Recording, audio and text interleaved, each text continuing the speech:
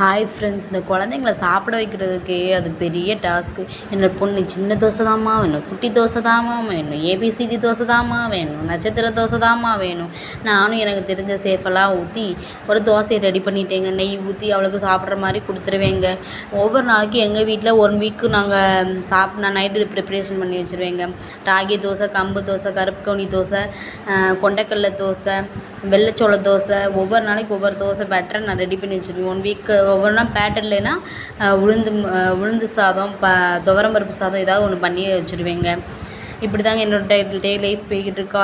காலையில் எழுந்திரிச்சா சின்ன பாப்பாவுக்கு சாப்பாடு ரெடி பண்ணி இவ்வளோ சாப்பாடு ரெடி பண்ணிவிட்டு சாப்பிட வச்சுட்டு ஸ்கூலுக்கு பால்வாடிக்கு அனுப்புவேங்க. அந்த 2 மணி நேரத்தில் வீட்டில் உள்ள வேலையெல்லாம் முடிக்கணுங்க. எனக்கு கொஞ்சோண்டு கிடைக்கிற இந்த வீடியோ மேக் பண்ணி போட்டுக்கிட்டு இருக்கீங்க. இந்த வீடியோ பிடிச்சிருந்தா லைக் பண்ணுங்கள், ஷேர் பண்ணுங்கள், சப்ஸ்கிரைப் பண்ணுங்கள். என்னோடய சேனல் பிடிச்சிருந்தா லைக் பண்ணுங்கள், கமெண்ட்ஸ் பண்ணுங்கள், கண்டிப்பாக கமெண்ட் பண்ணுங்கள் ஃப்ரெண்ட்ஸ்.